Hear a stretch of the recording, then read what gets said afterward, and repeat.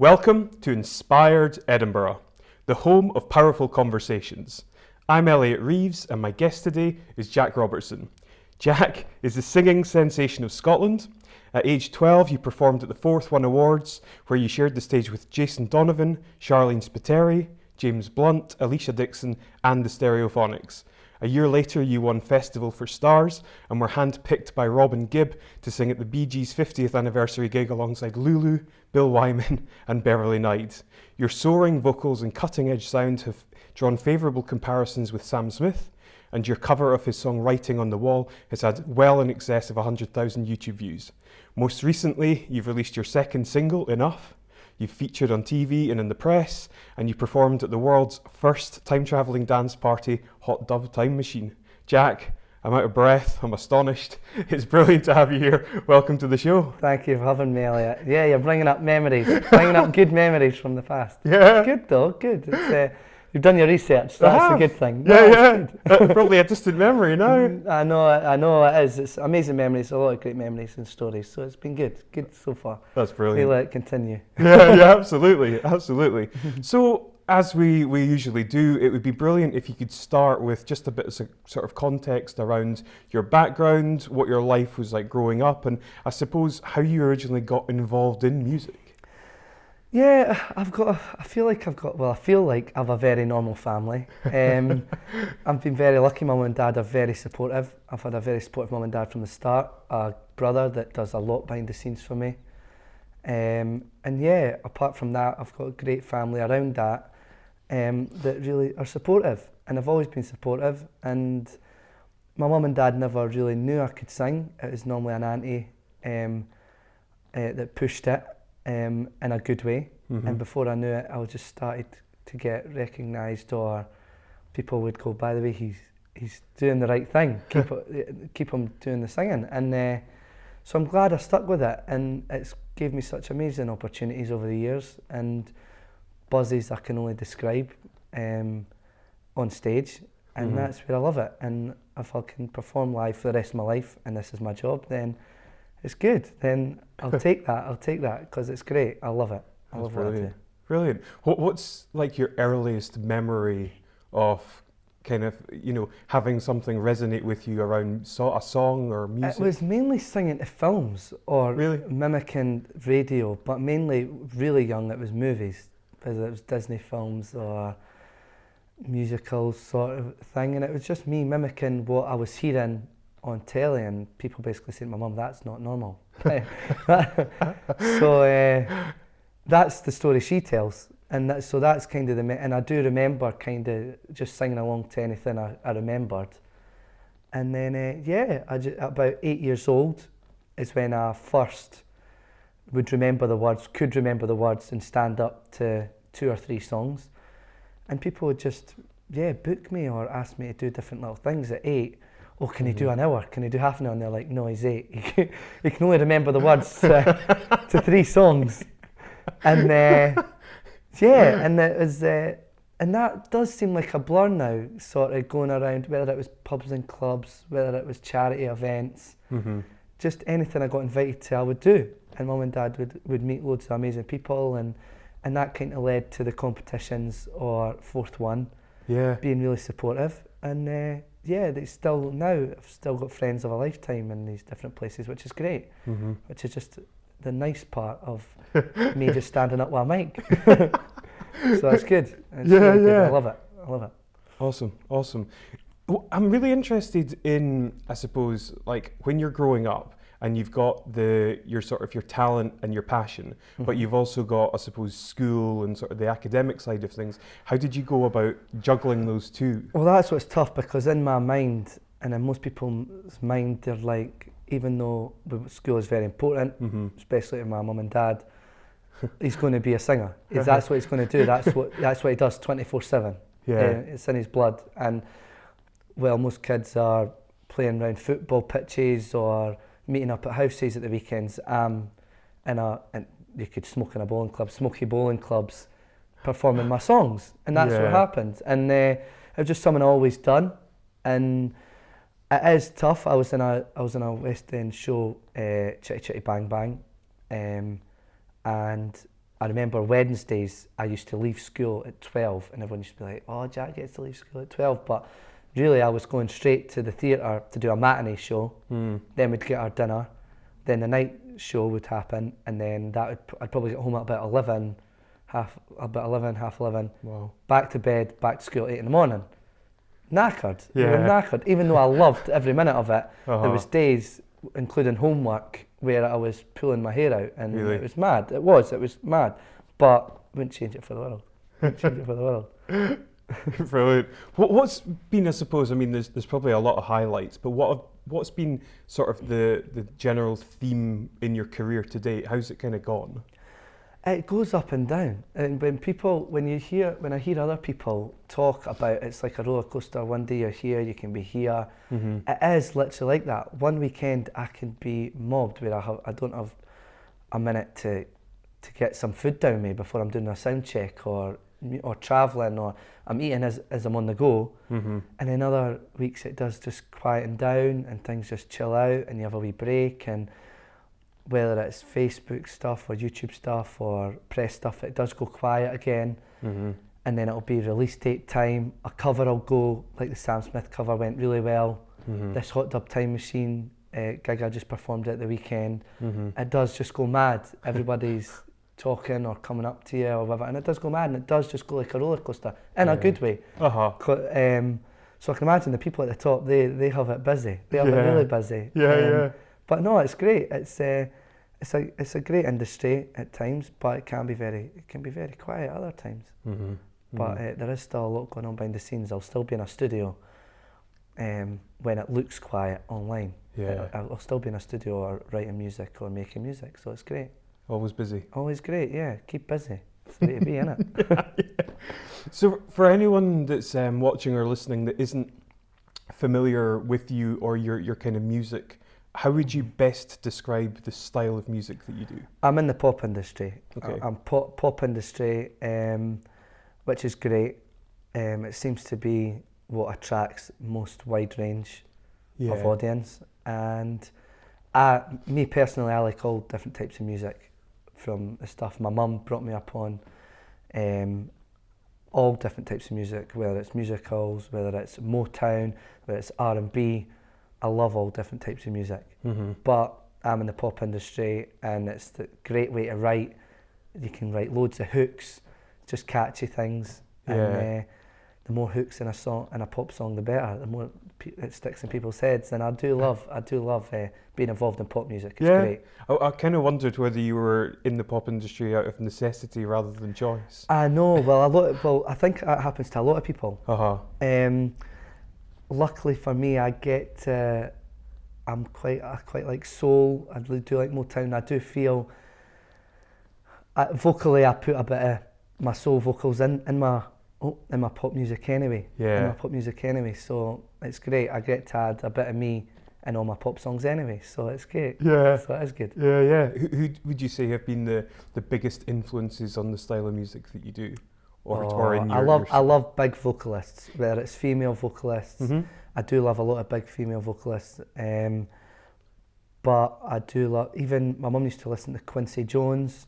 I love Quincy Jones. I love so it's great, but it's weird. Everybody asks the question, what's your favourite song, what's your favourite artist?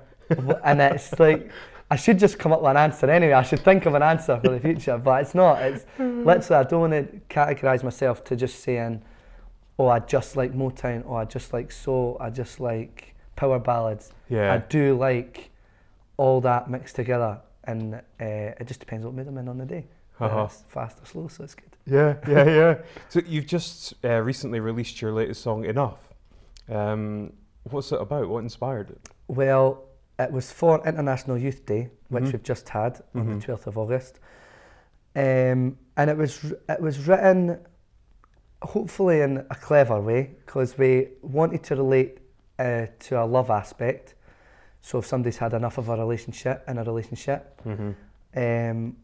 but we did want to relate to International Youth Day, where we've had enough of basically what's been going on in the world, whether it's terrorist attacks, government, won't get too deep, but we wanted to relate to international youth and the fact that me as a young person can relate that through song. I was really happy we could do that, and the song was chosen for National Youth Day, and it was released by Universal Records, and we're absolutely over the moon. Yeah. Spotify, Apple Music, get yourself out there. Plug away, get the plug in. Absolutely, rude not to.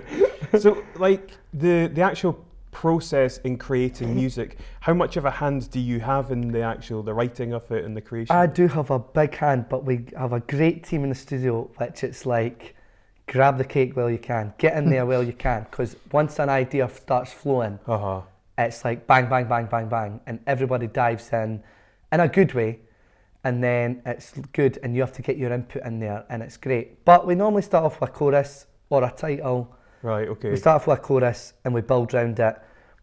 Middle eights, which is the breakdown bit just before your final chorus, for people that don't know it. That's my strongest point. I love middle eights. I love bringing a song down to a level just before you give it that last punch. And middle eight, Mr. Middle Eight. And so I do. That's where I love it. But building up verses, getting it lyrically right. I do need hand. I'm young, and I do have my ideas, and it's hard to explain it sometimes.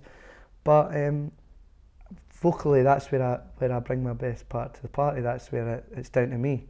Yeah. So the writing's fantastic, and I didn't think I'd ever be getting there at it, but I'm so proud of enough, and I'm so glad at where it's went and the finished article. There's just no better feeling than putting a vocal down, then your producer putting all the bells and whistles, we call it, around it, and you getting sent your final product and going, that's even better than what I thought it was going to be, and it's everything I wanted it to be. Yeah. And we do chop and change. We go back. I think enough was on mix 12 before we decided it was finished, and we're really happy with the finished product. I'm so happy with it. That's great. Your last single, I had to look on iTunes, I think it was Set It Alight. It was released in June 2016. So more than a year sort of lapsed or passed until your next single was released. Is there a particular rhyme or reason in the date at which you released the songs? I think we don't want to really cross over other major artists for a start. The reason enough probably came a bit later was International Youth Day did come about, and it did come about months ago, where we wanted to put the song in for it, and hopefully we'd hope that, we didn't really know if we had a great chance or not. Being a local guy from Edinburgh, you're competing with songs all around the world. I didn't get to hear anybody else's songs at the input, but you do think there'll be strong competitions out here, or major artists will be going for this. So when we got chosen, it was a good surprise for us, and even though we were very confident in our ability in song, we were really happy that we got chosen. Okay. So back to your question. What was the question again? Here's me going on a rant again. I'm trying to remember what the question was now. Why was there a year between? And I mean, I don't mean that in any way kind of disparagingly. It's not a criticism. It's just more. It was I suppose an observation and also a kind of curiosity as to like the rationale around that. Yeah, to be fair, it's loads of different things as well. You want Set It Alight to get its good fair share before you get another song to block that out the way. So we wanted to give Set It Alight a good run. Enough did take a while in the studio. Once you've got the song there, it's easy to put a vocal down and you want to get it right. But we wanted to make sure Enough was right. We wanted the remixes. We got loads of remixes for Enough. Yeah, I know, Loads of people latched onto it, and we literally couldn't knock any of the amazing DJs that are on it back. They all put fantastic work into it. Loads of different genres kind of the song. And it's good. Some are really funky, some are really like heavy in a great way. And so we wanted the remixes to be right, and we just wanted the whole Enough package to be the music video. It takes a while. You don't think it does. You could probably squeeze it all in, but to get it all right, it does take a while to get a single to where we want it to be. And I'm really happy with it. It was worth the wait, hopefully. Definitely. You've performed in front of some, incredible high names. You've performed in front of enormous audiences. How do you manage your nerves? I mean, what do you do in sort of preparation for doing that? Well, this is a lucky thing. I think starting at a young age, and it is complete luck, because when you give an 8-year-old kid a microphone and that's just what they do, that's just what I would do. My mum and dad, just when I was so young, I didn't even have time to process nerves. The only time I would remember getting nervous is school events, because you're singing in front of your friends. You want to do a good job. When it's in front of people that matter, friends, or somebody's in the audience that can be important to your career, that's when a wee bit of nerves kick in. But not too nervous in a way that I could never get up and sing. Nerves that just want to give me a bit more of a push, a bit more determination and competitiveness, and I think in a good way. So I think that is complete luck. If you gave any of my friends or me even a microphone at 20, 21, 22 and got me to sing up now, I can imagine it'd be really nerve-wracking. But when you're 8, you can probably get away with anything. And I literally did sing all the time and get lucky enough to perform at some amazing events. So it's just a luck thing, I think, starting at such a young age. I would lie if I say I didn't get nervous. Obviously, when it means something to you, you want to do a good job. Totally. So it's good. Yeah. So how do you go about kind of practicing and refining your singing as kind of an art form? Well, I go to rehearsal rooms, and I do just work on performing live. The thing is, in a rehearsal room, you can't judge what's going to happen to you with an audience, sort of thing. So things happen on stage that you buzz off. Like somebody will scream at you, sing along at you. You'll see somebody when you start singing's face light up as if they're like pleasantly surprised or amazed, and it gives you an extra boost. Or you might see a certain part of the audience which is much more buzzing than the other half, so it drags you over to that side to sing towards them. Or I've had people jump up on stage. Really? Yeah. Get very grabby, and it's like you can't. Doesn't matter what you do in a rehearsal room. Just make sure you're vocally ready, because anything can happen. Anything can happen. Music can cut out. Luckily, touch wood, nothing happens. Never happens. Never really happens. I've had it when I was younger, but not for a very long time. So it's you can never fully prepare yourself. So but just make sure you're well equipped and vocally I'm ready. Nice, good stuff. Loving these answers. You're being biased. Say it to them all. This is a sort of an opportunity for you to just kind of speak your mind, Jack. Don't hold it back on this one. No, what are your honest views on the music industry today? I think it's a very hard industry to be in. I think without the right team behind you, I've got an amazing team. And that's a complete honest answer. I've not, it can't always be amazing for other artists. I've spoke to loads of different people. I've got just such an amazing team behind me, and they look after me so well. Anything I don't want to do or do want to do, full support, constant. An amazing producer who's worked with the likes of Kylie Minogue, East 17 and hundreds of other names. And so he's so great to work with. He just makes it so easy, whether I make mistakes or whatever. He's just like, no, let's go again. You can do that better. And they push me in such the right direction. But radio-wise and press-wise, it's really, really hard to get your music to the next level. But I do what I love, and that's the singing for me and producing music. And the people that love it and the people that appreciate it, makes it all worthwhile. So fingers crossed that in the coming years people will support me a bit more, and we'll get that music to reach just a wee bit further, and get more people listening to Enough or Jack Robertson in general. Definitely, yeah. I mean, you're a young guy, you're good looking, you're in excellent shape, you've got an amazing voice. You must have, but genuinely, you must have, I suppose, like detractors or haters or something. Like, do you?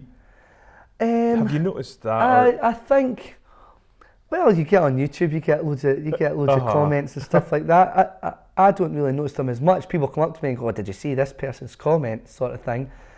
Yeah, I think there is trolls out there, and at the end of the day, when people come up to you, people come up to me, whether it's in Edinburgh or London, and just say, "Jack, I've seen this video. Jack, I've seen your song enough," or they'll sing a part of your song back to you. There's not a better feeling than that, and that support takes everything else away. And I've got a very supportive group of friends and family, so that always helps. And I've got to be honest, I think I'm at a stage where I'm not had much bad or at all, which is just another lucky thing. Yeah. We might do an interview in a few years' time, and a song might do really, really well, and the audience is that much wider. There will be a percentage where it might just not be their type of music, whether they might be into heavy rock or heavy metal, which I love as well, but it's not their type of music. People go against the pop industry a bit, so I might get a bit more of it at the moment.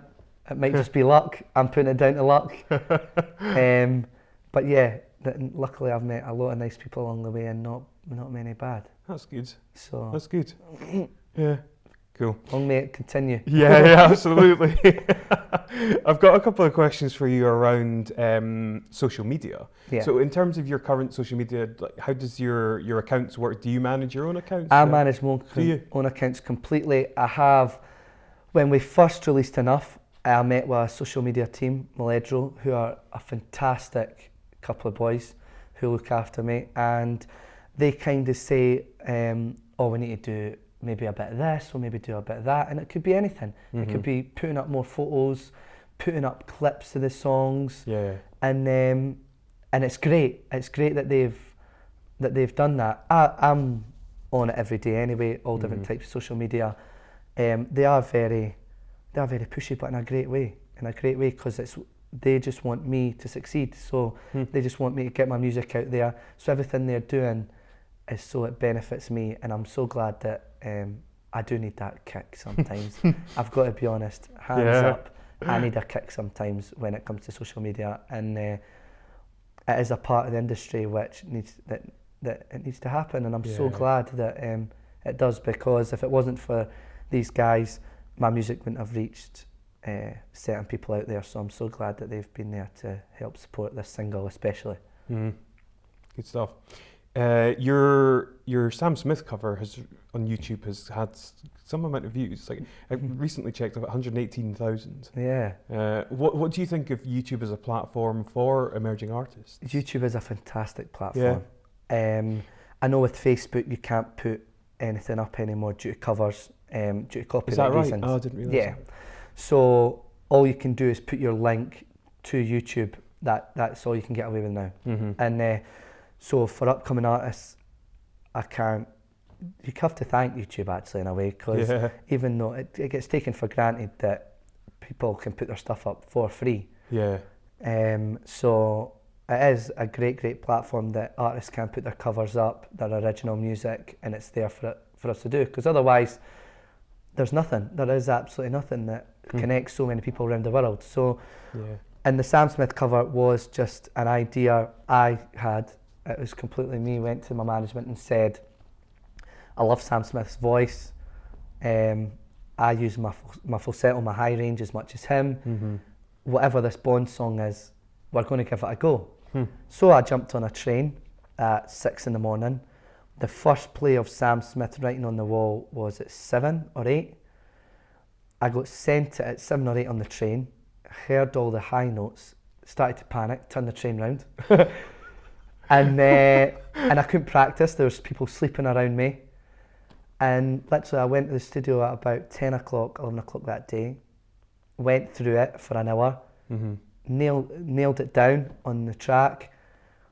My producer put bells and whistles around it, the violins, all the different orchestrate, and we put it up at 6 p.m. that night after the first play was at 8 a.m. And that was the best idea we had, because while everybody was searching Sam Smith writing on the wall, they were coming across this local Edinburgh boy doing a version as well.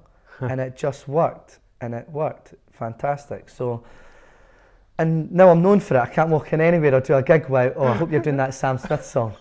Right. So it's a burden in a way, but I love performing it. Do you? And I love using that part of my voice, and it's not in many other songs. So it's good, so I love it. Yeah. And it's weird, you're the guy that done the Sam Smith cover. Not you're the guy that sang his original song enough. yeah, exactly. Yeah. But no, that it probably takes them to my original material. Exactly, yes. So that's why it's there, and it's great, and Yeah. I'm so glad for it. And it got me a lot of nice TV coverage and press, and I'm so glad for it. Uh-huh. And so yeah, it's another stepping stone in my career, which just went really well. Definitely, yeah. Do you see any potential for a collaboration with Sam Smith? Oh, if he's up for it. You'll Yeah. need to ask him. You'll need to ask him for me. I don't have his number. I'll get in touch with him on that basis. Yeah, that would be... Collaborations really are really up there now. Uh-huh. Whether it's artists like, the only one that's looking at mine, Zara Larsson, stuff like that. Collaborations with DJs. Yeah. They seem to be really big at the moment. Uh-huh. Real stepping stone, whether it's Sia and David Guetta and stuff like that. Whether it's DJs or other singers, collaborations are really big for getting singers on a platform these days. But it's just getting the opportunity, and hopefully one day it'll arise. How would the opportunity come about? That's what I wouldn't know. I've got a great management team who has who's worked with a lot of different people. So you'd hope that they might come across me one day and over the gigs, and it just takes that one person probably, doesn't it, to just say, oh, I know who's looking to collaborate with a male vocalist. So it literally, I think it just hopefully comes about by doing as many gigs as possible, keep putting as much content up as possible, doing what I love best, sing, and hopefully something more comes about. Right, let's talk musically. I've seen a lot of your videos on Facebook. Musically. So, like, how does it looks as though it's quite kind of polished. It looks as though there's quite a lot of work goes into it. It's this app that it's just taken off recently, which there's a lot of big artists on at the moment, a lot of big artists on Musically, and it looks so, when I first seen it, I thought it does look complicated, and good ones, they are quite hard to get your position of your camera right. I'm not massively into selfies or selfie videos, but it's a part where it does seem to connect people, that it was something that was just coming up constantly. Oh, can you go on Musically, add me on Musically? So I had to check it out. And and even though all the edits, they're so simple to do, anybody that wants to use Musically, all the edits are on the right, whether it's like a reverse or a speed up or a slow motion, it's all there, and it's all takes seconds to do. You can do a Musically in 30 seconds. Seriously? And with a quick edit, all the edits are on the right, and it looks so hard to do, but it's not. It's so simplified for everybody, and that's why people of all ages, I've got little girls or guys at 5 years old, 6 years old sending me Musicallys and stuff like that, and it's great. And it's such a simplified app, and it can look great if you do it right. It can look great if you do it right, and it's a bit of fun. It's a bit of fun. I know I probably do it a bit too much, but it's a bit of fun. You must get a bit of stick from the lads, though. Well, the boys love a selfie, don't they? The boys my friends, they are very supportive, and they do come a lot to my gigs. But you're right, there is a part of the industry that I do what they call me a spice boy. There's not only been a bit of a spice boy, is it? That's allowed. That's allowed. Could be worse names out there, eh? You've had an extremely decorated career to date, as per the the introduction. What would you say has been your sort of biggest highlight to date? I was very young when I got to perform for the BeeGees concert. I knew who Lulu was, being Scottish, and I knew who the Spice Girls were, and Mel C, when I met Mel C from the Spice Girls. So that was huge for me. I didn't realise probably how huge it was until I went back into school, and I was getting called out of class to take paper interviews over the phone. Oh my God. And the school always allowed it as long as I mentioned Liberton High School, which is the school I went to. So you'd get the head teacher going, say Liberton High School. So, which was fine. And I had a great chemistry with my teachers. They knew what I was doing on the outside, but they treated me so normal. And that's what I loved. When I went back to school, it was very normal. But they always knew, they would always ask, Jack, are you singing this weekend? Jack, have you got this? Have you got that? And to sing with a BG, it did change my life and probably made school a lot easier, because speaking to other people, a lot of people do approach me and do talk about how they find it hard to be a musician in school. You get support, but you don't get a lot of great support. And it would be tough maybe for the normal person trying to develop their music when it can be easy to get maybe a tough time. And I think that's where, again, lucky, absolutely lucky. I just, in first year, bang, you sang with a BG. That's what Jack does. Jack that sings. I'm known as Jack that sings, and that's always offered that support, to be honest, whether it was teachers or that. So it's good. I've been really, really lucky. Really lucky. What do you think you'd be doing if you weren't singing? Oh, I don't know. I would hope it'd be something to do with the music industry. Yeah. I love music. I do love music. I do play instruments to a degree for the writing side. I couldn't, if you asked me to get up and play a song all the way through while I was singing, not possible. But I like to know my instruments so that if it gets to a chorus, I could go, I want that to go to a D chord, or I want that to go to a minor or major. And I do want that knowledge just so I've got it for writing, so I can tell my producer how I'd like it to sound or how I wouldn't like it to sound. So if I wasn't singing, I really don't know. I would hope that I would maybe just develop my knowledge a bit more instrumental wise, and I'd be involved in it in a different sort of way. I would hope, but apart from that, I don't have much other loves. I like normal things. I'm a football daft, and but watching, never playing, kept away from the playing, and and so stuff like that. Apart from that, not much passion for anything else. But you never know. You never know where the world takes you. So. I'll stick to the singing just now. I think music is your thing. It's good as well. So at this stage, I'd really like to probably go a little bit deeper and ask some of the kind of bigger, more philosophical topics. That's fine. I know that you're a young guy and kind of you probably got a lot of self-exploration to do, but it would be interesting at this stage in your life to kind of see what you think. Yeah, I know. I do love deeper questions. I just feel like. I don't know if it's because of my age or that. Not much has happened to me yet. I do love when people want to know a bit more about Jack other than his music side. Yeah. But just to pre-warn you, Elliot, I've had quite a nice roller coaster so far, and there's not much to tell. But we'll go for it. I think what's interesting. It's kind of you normalise the experiences that you have in life. So, for example, the stuff that you did in your younger years, performing, recently in front of like 5,000 to 10,000 people. That's just your life. That's my life completely. It still doesn't stop me from singing in front of 5 family members at a Christmas party. Do you know what I mean? That's the way it goes. And when I was lucky enough to perform with Little Mix, I will never forget it. I got a phone call saying, Jack, would you like to come along and sing at the festival? And I'm like, I'm at the SECC at the moment. And they were like, well, you wouldn't be on till about 12. And I was like, to be honest, I will be back in Edinburgh for about 10:30. Are you sure?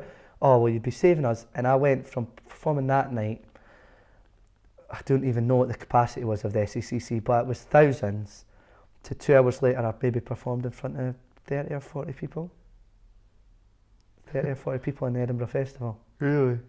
And I'm glad I got the chance to sing again because I was buzzing. But it was just one of the experiences where these 30 people were just, and probably just as happy to see me as maybe 30 people in this SEC crowd, but it was amazing, and it just shows you where reality is and singing is. Yeah. I don't, and I really hope that I hope I do the bigger stuff. I know some singers that love especially jazz singers. I know jazz singers that just love intimate gigs. They love gigs, small venues, have a drink and enjoy peaceful jazz music. Me, I get an adrenaline rush when I hear people shouting my name or singing back to me, or you can't even see past the first 20 rows because the spotlights or stuff, unless a spotlight goes over the audience. The adrenaline, I could run up and down that stage all day. Love it. It's just a buzz I can't describe.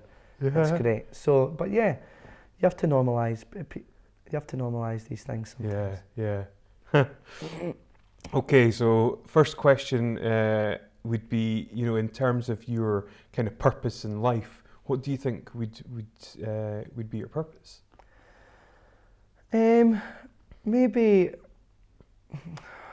if music can make you feel 10 million different types of emotions without getting too deep, it can at once. Music takes you back to places. It's weird how a song can just take you back to somewhere. Yeah. I don't know why it does that, but a song can just take you back to a place and you don't even know why sometimes. Maybe it's just one word in the song, one lyric. And so the fact that when I used to do maybe slower songs or deeper songs when I was younger, and I would see people tearing up in the audience or stuff like that, when you have that effect on people that bring back nice memories in a way that actually reduce them to tears, it's just a feeling that's incredible. It's crazy. It is crazy that it can do that. And so if my music could make people feel really happy or take them back to a memory, or even if my song was getting played in clubs or parties, and then my song in the future would bring them back to that memory, I would really hope that would be amazing. That my songs can maybe do that, to bring back memories in people's lives, or make them have an emotion or feel stuff. Absolutely. Yeah. I mean, it's funny. I'm just trying to think off the top of my head. There aren't many things that affect people emotionally in the same way that music does. Oh, I know, and it does affect everybody. Whether I meet the toughest guy in Edinburgh, it doesn't matter who it is. They could be the gruffest guy who won't say 2 words to anybody. Will come up to me and talk to me like normal and say, "Jack, I loved that. I loved your Sam Smith song," or "I loved your," and it'll be a song you don't even expect. And it'll be like, yeah, music hits all different types of people, whether they're shy, gruff, or whether they're completely the opposite, and it's great. And that's what's amazing. And you don't realise that that's the deep side of it, really. The other side is it, just enjoy my music. Have fun. If you like it, play it and have fun. But it is weird how, when you do look into it a bit too much, maybe people say, it does do stuff to people, and it's great. Yeah. What would you like your legacy to be? I'd like a number one. Yeah. I've always, they've actually taken my dream away a bit, because my dream was to walk into a HMV and see myself on the top shelf, on the first spot on the top shelf of HMV. Yeah. Or even if it's your Sainsbury's or whatever it is. I wanted to walk into a music shop and me be on and that's when I'd feel like I'd done it. I would still carry on after it, but that's when I'd feel like, right, I'm here, that's my job for life, and I can develop this. Yeah. But now it's all live stream, innit? It's all, I know there's still CDs, I know people still say that, but it's all about your streams now. Radio's going stream plays and YouTube plays more than your physical disc. So yeah, but that is the dream, to get up the charts and people know Jack as a singer who sang enough or sang whatever songs we will produce in the future. Yeah, absolutely. What's, I suppose, the science of getting a number one? How does your track perform well? What does it need I to do? think back in the day, what is frustrating is back in the day it was just word by mouth. If your song was good, if you'd done enough singing, it would be carried about. That physical CD would be passed on to family members, or somebody'd play it to your mum or grandma or auntie, and they'd play it to another 5 different people, and it just developed that way. Now, you're competing with an industry where it is very about maybe who you know more than what you know. Mm-hmm. That's just my guess. And so I'm hoping that the right people are listening to my music at the moment, and if not, the right people are helping me out by pushing it to the right people. Yeah. And it does just take support. It's like anything, it's like sport. If you've got that person that believes in you a bit and is willing to put in the groundwork and help you out, there is only so much I can do, and hope that other people are willing to give me a bit back, a bit. So just fingers crossed. Fingers crossed. I'm going to keep doing what I do best, and hoping that there is people out there that are willing to help me along the way. Keep making musically videos, I think, is the key, Jack. We'll do that as an extra. keep me happy. What would you say you're most grateful for in your life? The support of, I know, and it's an obvious answer, but it is, I just think if I didn't have the support of my family, this travelling in my younger years, travelling down and up from London, daft things when I sing it, big things like getting suits, having to turn up, do all these freebies, but for amazing opportunities. It must be really hard for people to support their kids and what they want to do. And it is just another luck thing again, and the hard work that my mum and dad have put in over the years to be able to support me in what I do, support my brother in anything he wants to do. He doesn't follow the music business. He follows me, but he's a computer techie. He loves his, and they support him in anything he wants to do, whether it's conferences he wants to do, or different types of work, or different machinery he wants to have. And it is just complete support. And it is amazing. You don't realise that there is probably a lot of good singers out there that just don't have the support to get themselves out there. And that's where I've been really lucky. Really, really lucky. And I have to thank them for that. And I'm not just doing it to be nice. It's just, it is the fact where I couldn't be producing music like I was today if it wasn't for the support of my mum and dad especially. Love that answer. Great stuff. It's an obvious answer, but it's the truth. But yeah, exactly. Say it from the heart.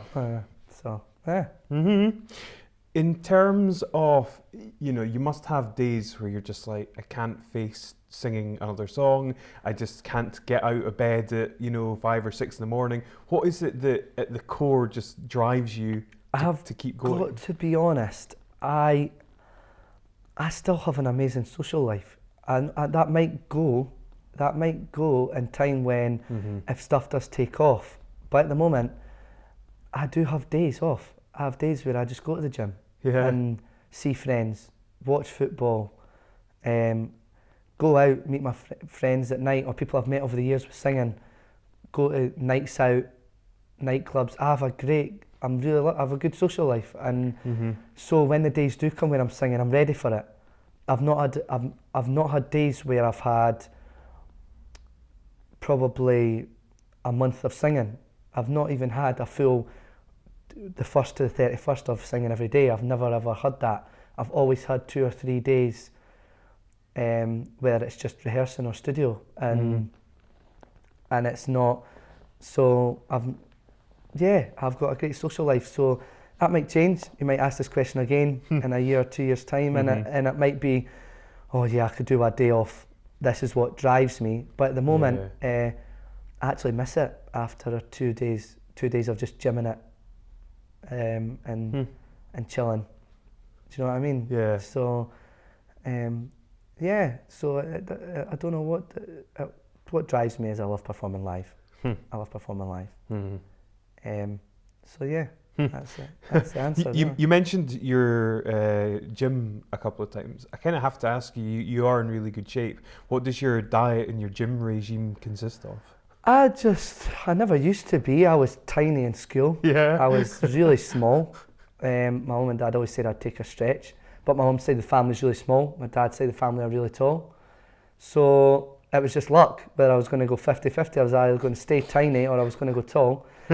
And it was something that I kind of had an idea of to get me up in the morning, because I was singing late at night and it would leave me in bed really late, like stupidly late during the day.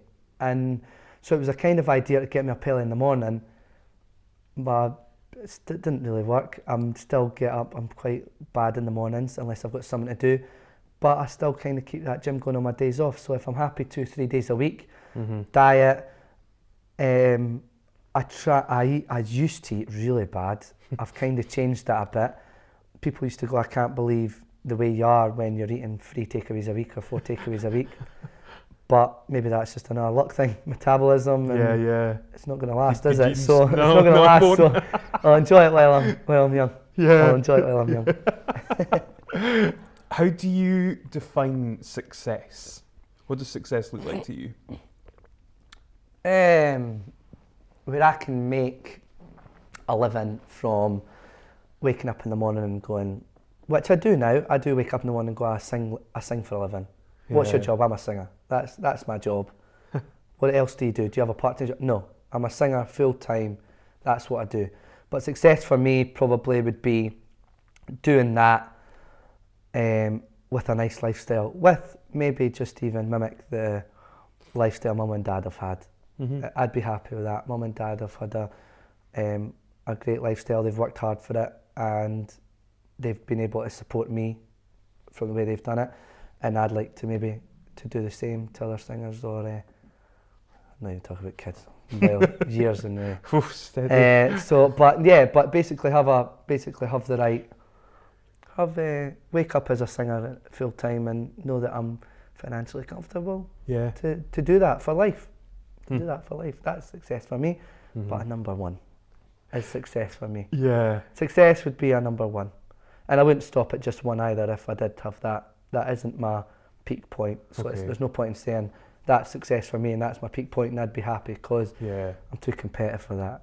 I'd have to, but be the stepping stone that would put me on the top of that cliff, to be honest. I'd be really, really happy with that. Who or what inspires you? Who or what inspires me? I don't know. Loads of different things inspire you, I think.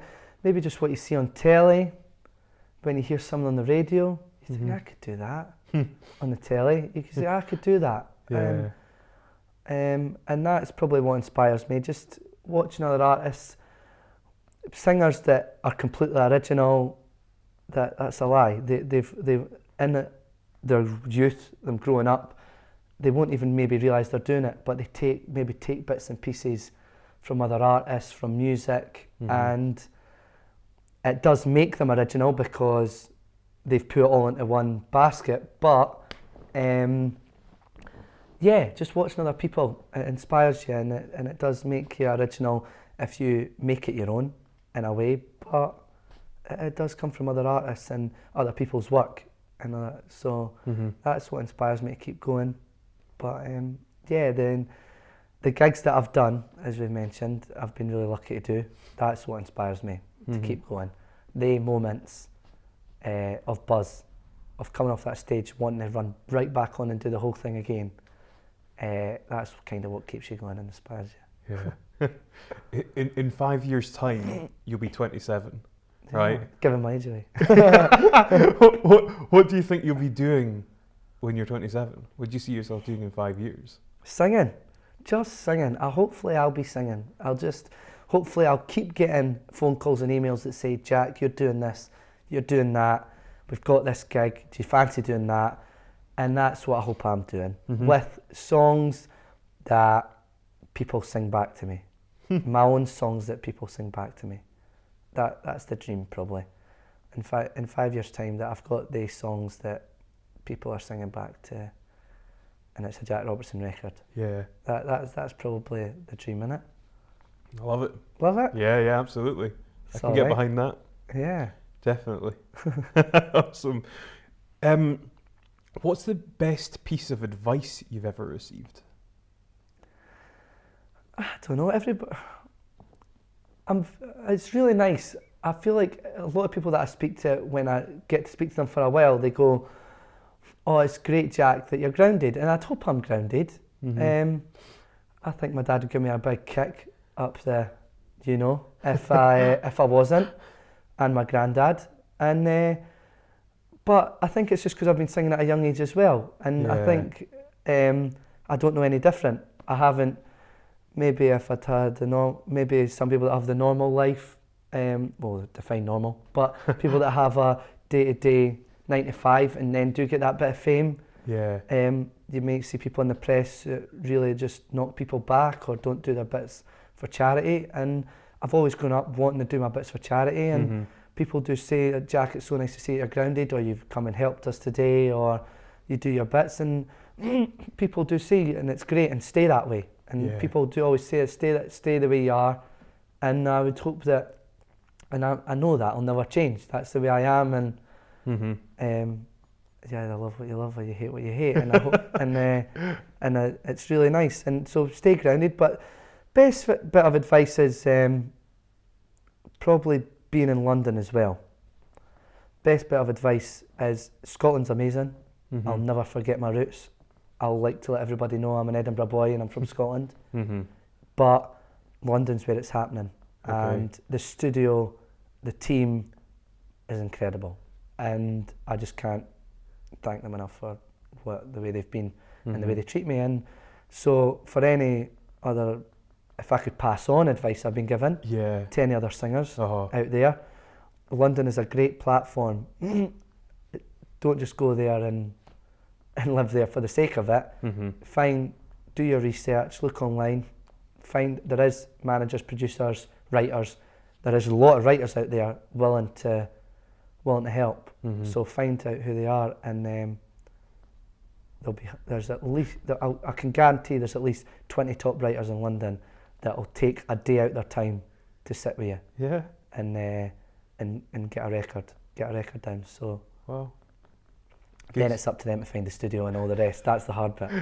But just get contacts and get yourself out there as much as possible through social media and through face to face. I love face to face. Yeah. Social media's great, but Elliot, this is where it's at. Face to face. I'm absolutely with you. Totally agree.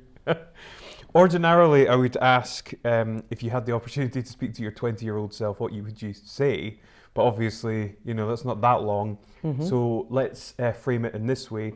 If you could speak to your 15-year-old self, what advice or what would you say to him? It's weird because everything that's happened in life is like the reason I am where I am today, maybe, but you're probably saying what could give you that extra push, telling yourself something at 15.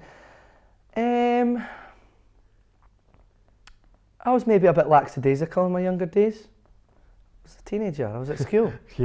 I like to do social things. I like to go to the football. I like to spend time with the family and friends. Loads of time with friends. A week doesn't go by where I don't like spending at least a day with my friends. And it's all made me the person I am today. I joined a band for a while. I wouldn't change that for the world. I've got friends for a lifetime. It taught me a lot of good lessons on the way the music industry works. And so everything did seem a stepping stone. And every year or couple of years, something amazing has happened.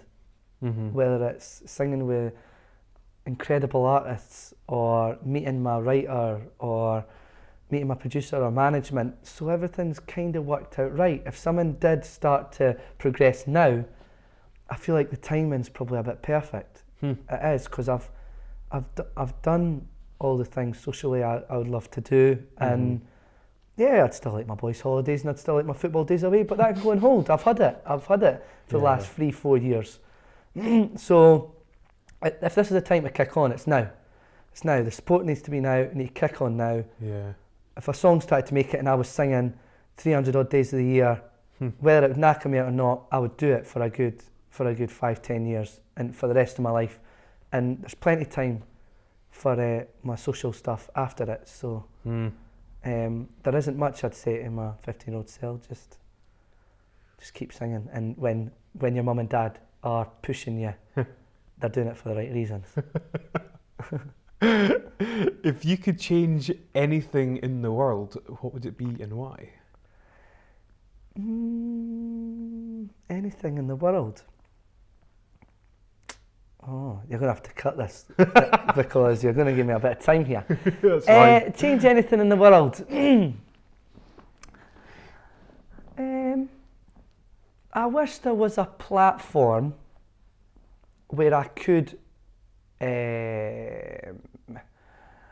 get my music out there at a wider range. Interesting. That could mean anything really, but I feel like my music does get out there on social media fantastically well. I've got an amazing label and team that get my music out there. Radio pluggers, radio stations that are behind me, fantastic. Mm-hmm. Just getting that wider audience that does just get your music out there a bit more. There is the TV shows out there that do that. Mm-hmm. It's a great platform for some people. I'm just being lucky that I have had my label behind me, that I can write and produce music the way I do. And just maybe be a different way to get my music out there, even if it's like globally. International Youth Day was a great way of doing that, but America's massive and they love their UK artists. I don't know the percentages exactly, but compared to the size of America compared to the size of the UK, the UK produces as much music worldwide and is listened to as much as America does. Wow. When you think that, I can tell you how much bigger America is to the UK, significantly. But significantly bigger. So